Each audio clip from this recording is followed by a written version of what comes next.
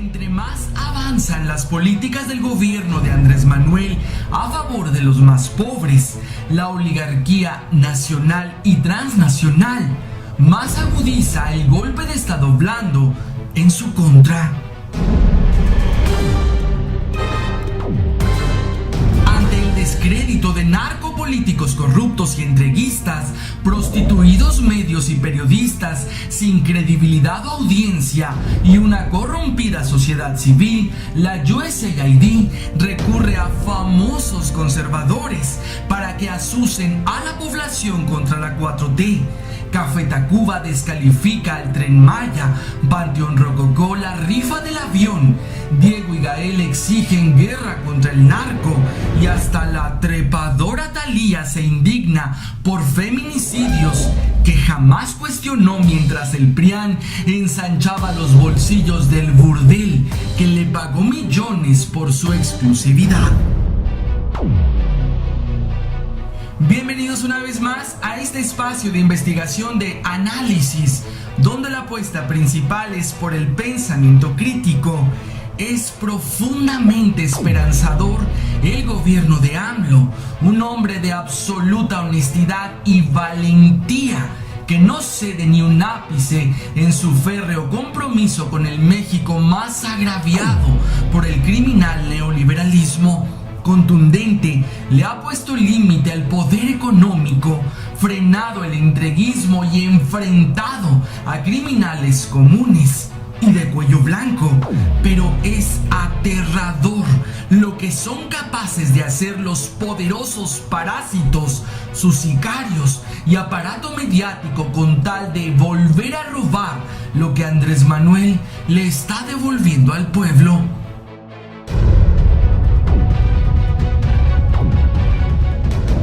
Salinas tejió una red de narcotráfico junto al cártel de Juárez y Televisa. Participaba en la distribución de coca a sus estrellas. En 1998, Azcárraga encomendó a Paco Stanley distribuirla en TV Azteca.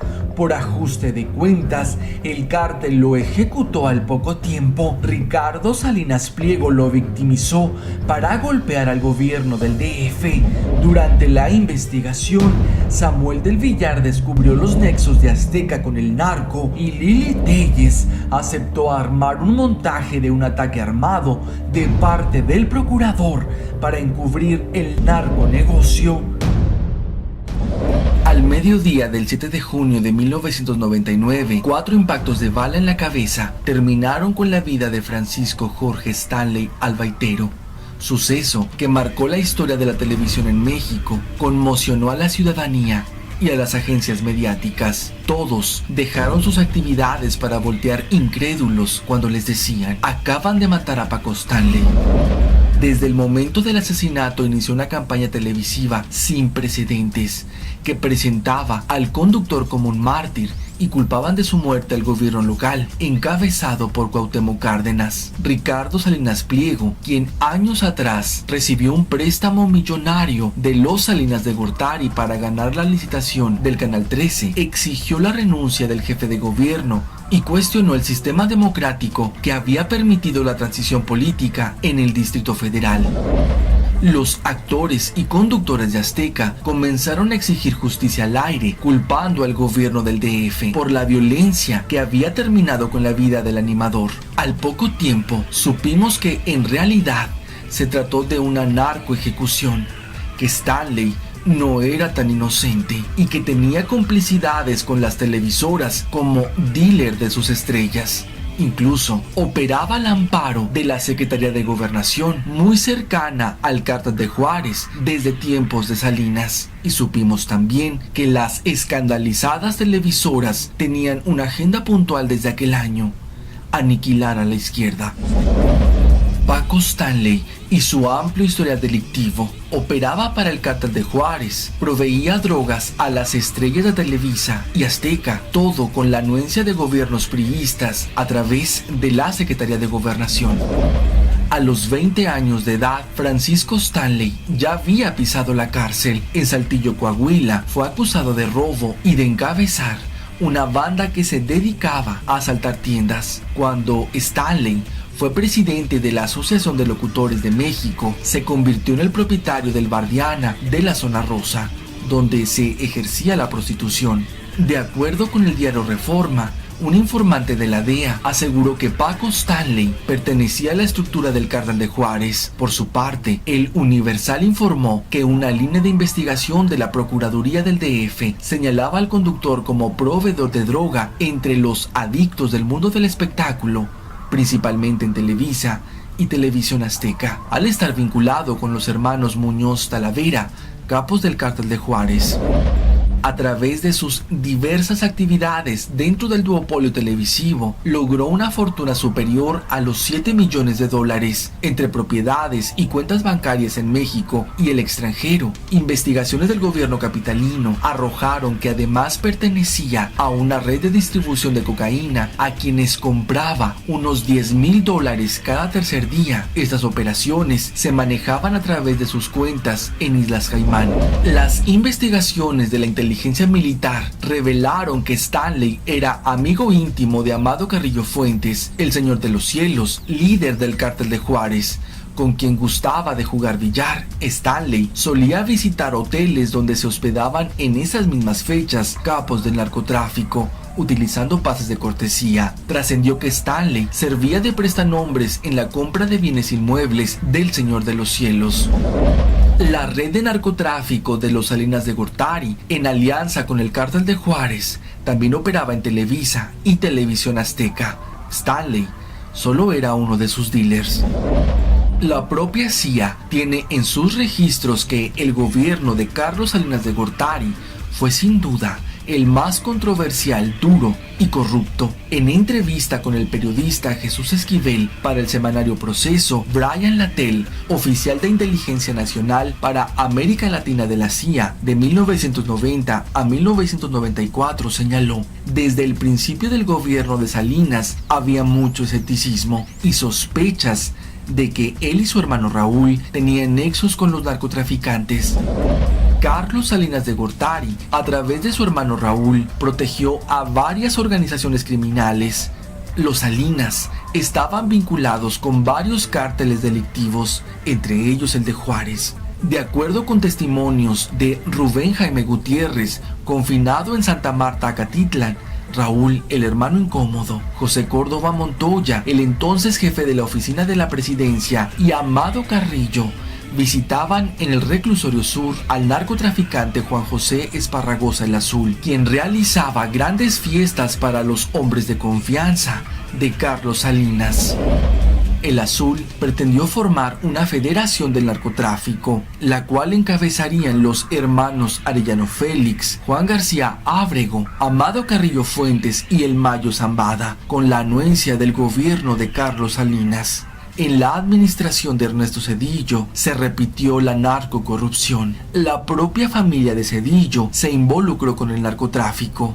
Al igual que el PRI, Televisa ha mantenido vínculos muy estrechos con el Cártel de Juárez, mismos que continúan vigentes. Se reveló que Rodolfo David Dávila Córdoba, exdirectivo del Banco de México, sentenciado por haber sido operador financiero de la organización de los Carrillo Fuentes, recibió contratos por más de 396 millones de pesos de la cruzada contra el hambre. Los pagos se hicieron a empresas fantasmas y por servicios jamás realizados, en una trama que involucró a la Universidad Autónoma de Morelos y a un exdirigente de Nueva Alianza. Dávila Córdoba además aportó dinero a las tarjetas bancarias utilizadas por el PRI durante la campaña presidencial de Enrique Peña Nieto en 2012. Trascendió también que Grupo Comercializador Conclave del mismo Dávila Córdoba fue intermediario en el traspaso de Diego Reyes del Club América de Televisa al Porto de Portugal.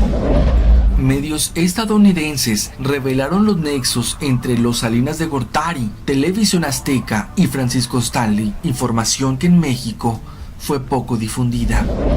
En aquel 1999, un representante de TV Azteca advirtió al procurador capitalino que no hiciera público el hallazgo de cocaína en la sangre y los bolsillos de Stanley. Un año más tarde, la emisora amenazó con lanzar una campaña que sugiriera que el procurador capitalino intencionalmente había sembrado la cocaína en el cuerpo del teleconductor. El procurador Samuel del Villar contraatacó con una iniciativa para investigar al presidente de TV Azteca por su previo conocimiento de la relación de Paco Stanley con cárteles de la droga, así como por obstruir la justicia, amagando a procuradores para que no hablaran sobre el consumo habitual de coca de Paco. Stanley no solo era conocido por autoridades federales y por la DEA como un narcotraficante, sino que era protegido por estas instancias. Junto con las sustancias encontradas en los bolsillos de Stanley, se halló una licencia para portar armas reservada exclusivamente para la policía, licencia que falsamente lo nombraba oficial de seguridad pública. El permiso se lo había otorgado 27 días antes de su muerte el entonces secretario de Gobernación, Francisco Labastida. En vano intentó TV Azteca detener la hemorragia de secretos internos. 10 meses después, medios estadounidenses finalmente destaparon otro escándalo. TV Azteca fue comprada al gobierno en parte con $30 millones provenientes del narcotráfico. El 16 de abril del 2000, The Washington Post reportaba sobre la investigación del procurador del DF en torno a la narcorred. TV Azteca fue empleada por el hermano del expresidente Carlos Salinas de Gortari para lavar dinero ilícito proveniente del tráfico de drogas. La narcoejecución de Stanley fue la primera en transmitirse y difundirse a nivel nacional. A las televisoras les salió el tiro por la culata. Utilizaron el asesinato de Paco Stanley para derrumbar mediáticamente un incipiente gobierno de izquierda comandado por Cuauhtémoc Cárdenas, con miras a frenarlo en la elección del año 2000. Desde aquel entonces ya tenían en el trastornado Fox a su títere telecandidato, pero no previeron que su provocación y golpismo mediático traería graves consecuencias. Se destaparía la cloaca de los narconegocios entre todos, gobiernos, medios masivos y cárteles de la droga. El cártel de narcotráfico en Televisa, comandado por los Azcárraga, se remonta a inicios de los 70s. Al menos desde esa fecha data la información documentada. Fue en 1971 cuando Luis Alberto Azcárraga Milmo fue sorprendido con 19 kilos de heroína escondidas en su llanta de repuesto al tratar de cruzar la frontera de Nuevo Laredo. Emilio Azcárraga Milmo se encargó de limpiar el cochinero de su hermano incómodo, lo ayudó a escapar y lo exilió de por vida fuera de México. Desde entonces y hasta la fecha, los Azcárraga han sido vinculados con el cártel de Sinaloa. En la década de los 70s fue cuando se empezó a orquestar el Plan México 2030, un dominio total de Estados Unidos sobre México. Antes de eso, Washington debía asegurarse que Latinoamérica se sometiera de forma absoluta al capitalismo. Para lograrlo, entrenó y armó a paramilitares, infiltró a guerrilleros y reventó movimientos sociales en cada país que pudieran ser un obstáculo para la voracidad del nuevo orden mundial. En México se inició la Guerra Sucia, desapariciones forzadas, crímenes de Estado, de lesa humanidad, represión a gran escala. En los 80s, los dealers de la droga en Televisa eran Humberto Navarro, la pájara Peggy, Víctor Iturbide, el Pirulí, Paco Stanley y Jorge Ortiz de Pinedo, figuras populacheras que mantenían vitales, con gran energía y fáciles de controlar a las grandes estrellas que Azcárraga Milmo convertía en leyendas. Con la fraudulenta llegada de Carlos Salinas de Gortari, no solo llegó el plan privatizador y de venta total de México a las transnacionales, también llegaron los mejores negociadores del narco. Raúl Salinas Lozano, padre de Carlos y Raúl, era famoso entre los capos internacionales desde que fue secretario de Industria y Comercio en el sexenio de López Mateos. Mediante permisos falsos de importación y exportación, traficaba estupefacientes a raudales. Carlos Salinas era muy consentido por el narco. El Señor de los Cielos le regaló un Rolex de oro con diamantes, valuado en $1 millón, solo por no obstaculizar el libre comercio de drogas. Y ni qué decir de aquellos pachangones entre los priistas: Carlos, Raúl, Beltrones, Gamboa Patrón y una interminable lista, con Carrillo Fuentes, los Arellano Félix y García Ábrego. Un 15 de septiembre de 1990, en el rancho de Raulito Salinas, en Puebla. Al terminar la década de los 90, las cosas se salieron un poco de control. Hubo ajustes de cuentas con Paco Stanley, que por la mañana promovía la campaña Vive sin drogas y por la noche nutría a las filas de TV Azteca con estupefacientes para salir mejor a cuadro. Por mala paga, la primera narco ejecución televisada, Ricardo Salinas Pliego, fiel a su mojigatería, pegó de gritos en pantalla exigiendo la renuncia de Cárdenas en el Distrito Federal. Religioso y de doble moral, Salinas Pliego olvidó sus vínculos con los Salinas de Gortari, quienes no solo prácticamente les regalaron las concesiones del 7 y el 13, aparte, Raúl Salinas le hizo un millonario préstamo para ganar la licitación. Con la llegada de George W. Bush se puso en marcha el Plan México 2030. Para tales fines fue necesario sacar al PRI de los pinos y poner al ignorante y trastornado Vicente Fox en la presidencia.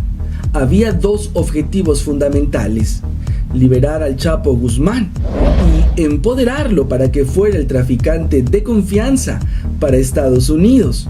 Por otro lado, era indispensable desatar un caos con el narcotráfico en México, infiltrar a paramilitares de gran entrenamiento y con la cantidad de armas necesarias para desplazar y exterminar cientos de miles de mexicanos. Había funcionado en Colombia. Era hora de que funcionara en México. Así llegaron los Zetas y otras células criminales. Con Hillary a la cabeza, hubo que llevar mucho más allá el plan de narcoinsurgencia. El botín era enorme, no solo Pemex, las minas, las playas, el agua. Había que apostarlo todo y que nada se saliera de control. Con el genocida Felipe Calderón vino la consumación de la narcoinsurgencia. Más de 100,000 muertos, miles y miles de desaparecidos, más de 200,000 desplazados y transnacionales por todo el país. A Calderón y su equipo le salieron mal las cuentas. Venta de las mismas plazas a diversos grupos de cárteles se pagaron con la vida de Mourinho y Black Mora, víctimas también de daños colaterales. Al finalizar el sexenio, Televisa sorprendió al mundo, y no por sus nauseabundas producciones. Quedó al descubierto su tráfico de drogas en Centroamérica. Camionetas del Canal de las Estrellas en Nicaragua, con $9 millones en efectivo y residuos de cocaína, exponían a Amador Narcia, Claudio X González y otros altos ejecutivos de la empresa como los jefes de jefes, escándalo internacional que solo pudo minimizarse sacrificando a una de sus máximas estrellas, la diva de la banda, Jenny Rivera, que pagó unas cuentitas pendientes con los Zetas, y el cártel de Televisa le sacó jugo a la grupera, no solo como cortina de humo, altos ratings, millonarias ganancias en venta de discos y sin fin de especiales en el Canal 2. El Chapo Guzmán, millonario de millonarios, hasta con licencia de conducir en Estados Unidos, favorito de Obama y la Casa Blanca. Donó miles de millones para que el ahijado de Salinas, el pobre, ignorante y títere Enrique Peña Nieto, pudiera comprar la presidencia en 2012. Se ha prostituido el gusto de la gente, se ha denigrado, se ha desvirtuado lo que es un actor. Es lo de menos. Lo de menos es ser buen actor y hablar y educar la voz. Eso que dice, no, mientras tengan las tetitas bonitas, circulito bonito y niños bonitos, y mientras más pendejos sean, es mejor. Pues mientras más estúpidos, más retrogrados, pues es mejor, ¿no? Entonces, para poderlos moldear, manejarlos y hacer lo que les pidan arriba, todas las demás. Y pues lo que le den caca a la gente, ¿no? No importa lo que le dan a la gente, la calidad de lo que la gente hace y lo que consume. La gente muchas veces por su corta información o cultura, pues no es exigente con lo que ve y se conforma con lo que le dan, ¿no? Pero antes de pasar a la cronología de este caso, unos cuantos antecedentes que nos pongan en contexto. En 1971, Luis Alberto Azcárraga Milmo, familiar incómodo, fue detenido en Estados Unidos por cruzar heroína. Después escapó y nunca más se supo nada de él. Pero el que empezó con el tráfico de drogas dentro de Televisa y figuras del espectáculo fue Víctor Iturbide el Pirulí, un cantante de los años 70 que vendía droga en Televisa en los años 80. También un productor muy famoso en los 80 de Televisa, Humberto Navarro, que lo ubicaremos mejor por un personaje que hizo en un programa llamado La Carabina de Ambrosio, donde él, en su calidad de productor, también tenía participaciones especiales como la pájara Peggy. También en el negocio después se incorporó Paco Stanley. Vendían en los foros de Televisa para salir en vivo, para cantar en un control remoto, para grabar los parlamentos de la telenovela sin equivocarse, para sentirse más chistosos en algún programa cómico, y todo esto lo revela en su libro Nación TV Fabricio Mejía Madrid. Finalmente, el Pirulín fue asesinado a pesar de haber inaugurado el tráfico de drogas en Televisa por no haber pagado a tiempo a el padrino, Miguel Ángel Félix Gallardo, quien fundó el primer cártel de Guadalajara.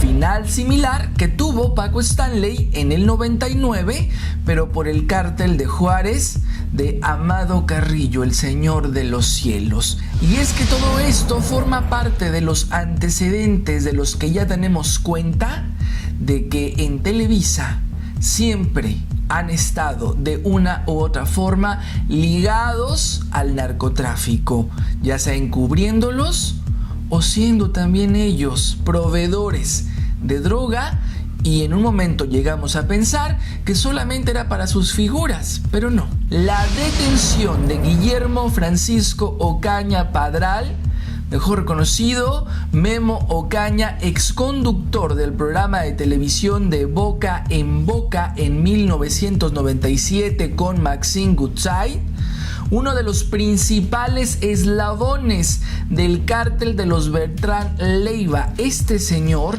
se vinculó desde los años 90 con Clara Elena Laborín, esposa de Héctor Beltrán Leiva, al grado que en varios inmuebles de este cártel se grabaron telenovelas como Cadenas de Amargura en 1991 y Rubí en el año 2005. Después de ponernos un poquito en contexto de todo este cochinero, de este cáncer social llamado Televisa, vayámonos al platillo fuerte. ¿Qué pasó con las camionetas encontradas en Nicaragua? El 20 de agosto del 2012 detienen en Nicaragua a 18 mexicanos y 6 vehículos con el logo de la empresa Televisa. Se le confiscaron $9.2 millones en efectivos ocultos en maletas. Cuando fueron interrogados, argumentaron ser empleados de la empresa Televisa.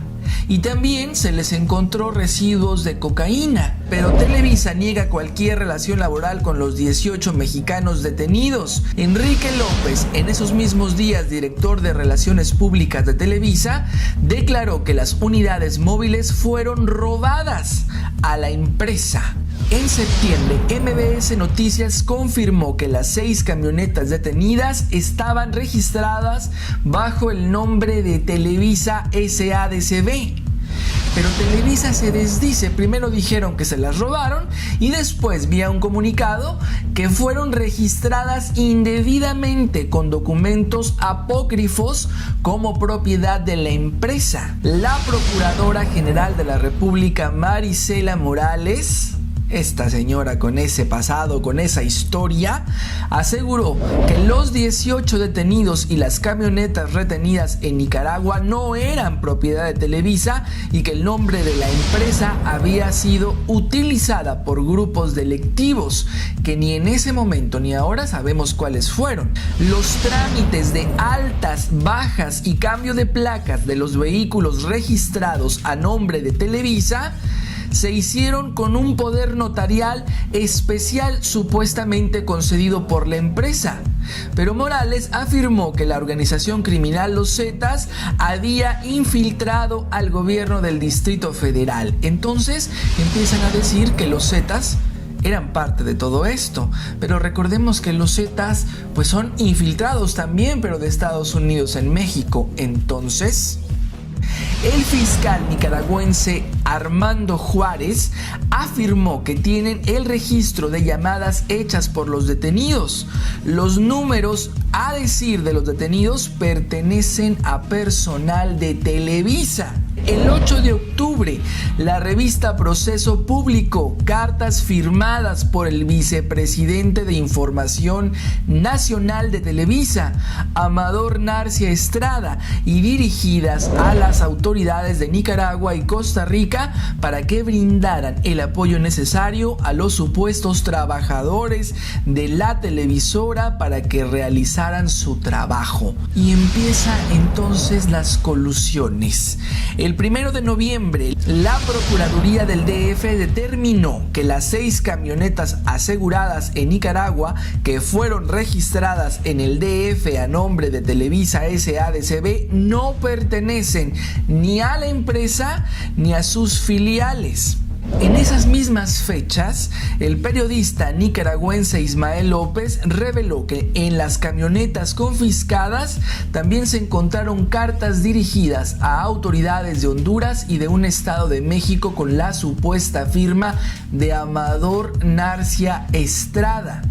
En el teléfono celular de Raquel Alatorre, líder supuesta de los detenidos, encontraron que su agenda de números tenía asignado registros con nombres de Oficina Televisa y LIC Amador Narcia. Y también en noviembre del año pasado, el diario La Jornada reveló que Telmex había interpuesto un amparo para no dar a conocer los datos personales de un centenar de números telefónicos, entre ellos algunos que se vinculaban con el caso Televisa Nicaragua. En noviembre también, la CETRAVI confirmó que el registro de las 6 camionetas a nombre de Televisa SADCB se hizo con documentos originales, pero la CIEDO y PGR informaron que, de acuerdo con sus investigaciones, Televisa no tenía relación con el registro de las camionetas.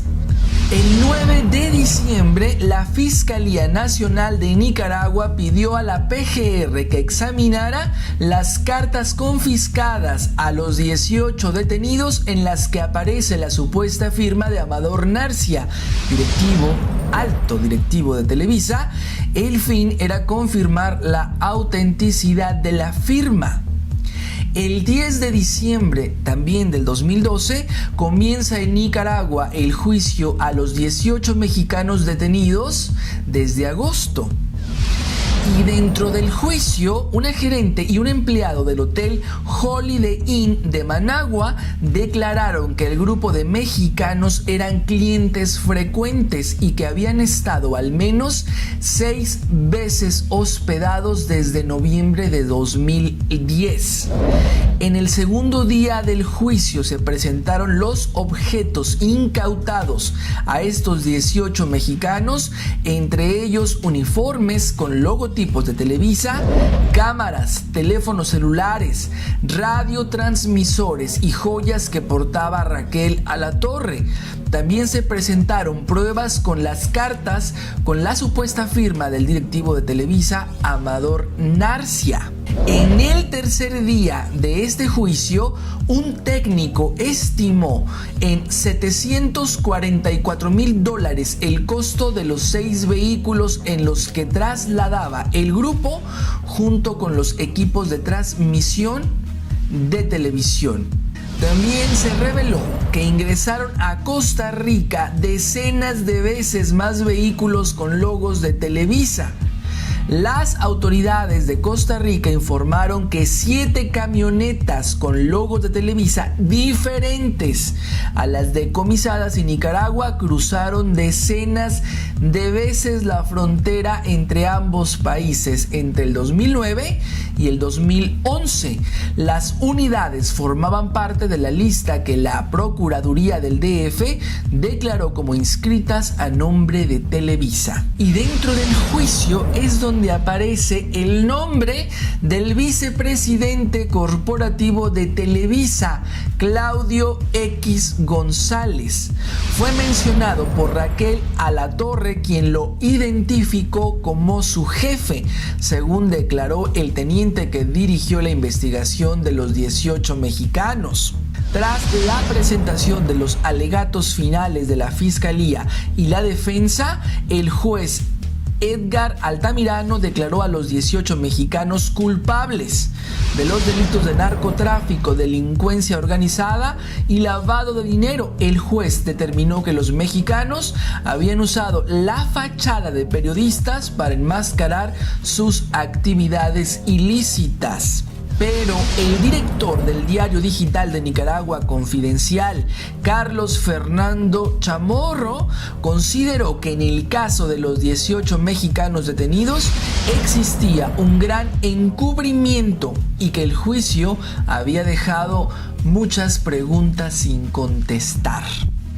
Y el 24 de diciembre hubo una contradicción entre los peritajes de la PGR y la Procuraduría del DF, porque unos decían que sí era la firma de Amador Narcia y otros decían que no. Entonces hubo una tercera revisión, un tercer examen. El 18 de enero los mexicanos fueron condenados a 30 años de prisión, la pena máxima en Nicaragua por lavado de dinero, crimen organizado y transporte internacional de estupefacientes. Y ya con el cambio de nombre, lo que era la CIEDO, ahora CEIDO, nunca determinó a qué grupo del crimen organizado pertenecían estos 18 mexicanos.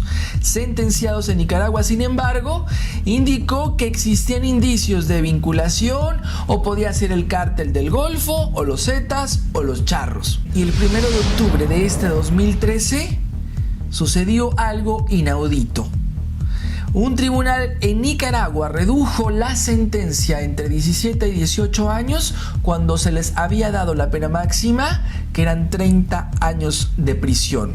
El 31 de octubre se denuncia que en Nicaragua se están padeciendo hechos de investigación y espionaje, principalmente en el caso del periodista Israel López Ocampo, afirmó el director de la revista Esta Semana y del diario digital Confidencial, Carlos Fernando Chamorro. Ellos que han estado activamente documentando todo este caso Televisa Nicaragua. El 21 de noviembre de este año también, el abogado de los 16 presos sostiene que sus clientes fueron presionados para firmar una orden para viajar a nuestro país.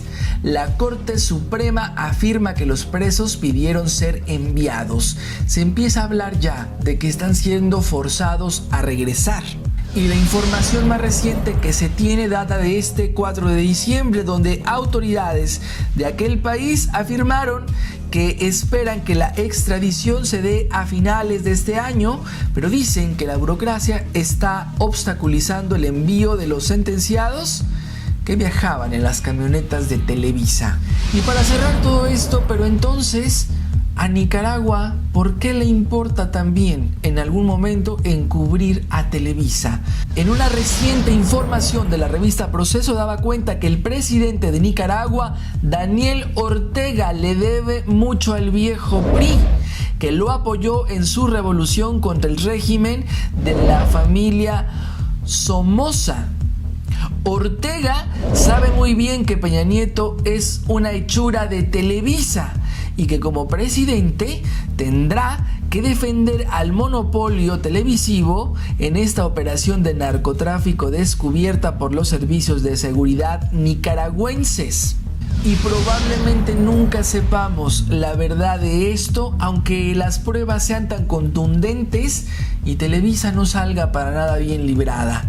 Pero recordemos que quien está al poder está porque lo llevó Televisa de la mano, a la par de Salinas. Entonces, Televisa tiene mucho más poder del que nos imaginamos.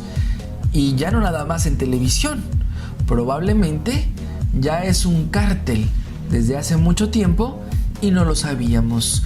Gracias a todos por estar. Agradezco nuevamente la amabilidad de ver, comentar y compartir este material en todas las redes sociales. Más de este caso y otros tantos que involucran a este cáncer que acaba con México los pueden encontrar en televilix.com. Hablar de Televisa y su compinche TV Azteca es hablar de crimen organizado. Los verdaderos gerentes del narcotráfico en México. Está más que documentado los nexos entre Carlos Salinas de Gortari, Televisa, Televisión Azteca y el Cártel de Juárez, así como los turbios negocios con los Beltrán Leiva y los Zetas, tejiendo redes de narcotráfico internacional solapados por el sionismo y cuyas consecuencias han llegado demasiado lejos, no solo en el tráfico de estupefacientes, sino en el narcoburdel que ha formado el duopolio al interior de sus instalaciones. Desde que inició Televisa a principios de los años 70, los vínculos con el narcotráfico estaban en curso a través del hermano de Emilio Azcárraga Milmo, misma época en la que Raúl Salinas Lozano introdujo al crimen organizado a sus hijos, Carlos y Raúl Salinas de Gortari. La alianza de estos con el Cártel de Juárez fue inmediata y de ahí empezaron con la red de narcotráfico más grande en la historia de México. Se habla del Chapo, se habló de Caro Quintero, incluso del mismísimo Amado Carrillo Fuentes, el Señor de los Cielos, homenajeado por cierto en las pantallas de Televisa a través de la narconovela producida por Telemundo. Pero nunca se habla de los gerentes del narco en México, en específico de los actuales, Emilio Azcárraga Llán, Ricardo Salinas Pliego y Carlos Slim, comandados por Carlos Salinas de Gortari, vínculos que se consolidaron a finales de los 80. El cártel con mayor poder en la historia reciente también estableció vínculos con los Beltrán Leiva, quienes hasta prestaban inmuebles a Televisa para que grabara sus telenovelas. Y una vez que Salinas de Gortari formó a los Zetas, los incorporó a la siniestra alianza. El papel del duopolio ha sido clave para acrecentar los negocios sucios y encubrirlos magistralmente. Acusan que el crimen organizado lo integran sus rivales, el Cártel del Golfo, Sinaloa, Tijuana y hasta Jalisco Nueva Generación, mientras ellos se empoderan a través de operaciones clandestinas y otras no tanto, como cuando los descubrieron en 2012 en Nicaragua. El 9 de diciembre del 2012, el cártel más grande de México, conformado por Televisa, TV Azteca, Salinas y el Cártel de Juárez, estaban muy inquietos ante el juicio que se llevaría a cabo al día siguiente en Nicaragua por las camionetas del Canal 2 incautadas en agosto de ese mismo año con millones de dólares a bordo y residuos de cocaína. Era la primera vez que una de sus innumerables operaciones era descubierta ante la opinión pública en lo que se negociaba para corromper la ley y que no pasara a mayores, Televisa dio luz verde a los Zetas para ejecutar a Jenny Rivera, quien gozaba de una grande popularidad y que con su muerte en un supuesto accidente sería enorme. Y así de enorme fue la cortina de humo para salir bien librados del escandaloso juicio en Nicaragua. Pero Jenny Rivera no fue la única sacrificada dentro de la red de Azcárraga y Salinas Pliego.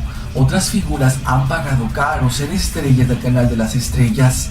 Paco Stanley en 1999 fue asesinado por pasarse de listo y no pagar la cuota asignada al cártel de Juárez. En 2006, Televisa permitió que los Zetas mataran a Valentín Elizalde como advertencia a todas sus estrellas para que fueran leales con su cártel y no coquetearan con los rivales. Otras estrellas como el extinto Joan Sebastián vivió la crueldad de Televisa al solapar la ejecución de 2 de sus hijos a manos de los Beltrán Leiva por trabajar con los enemigos.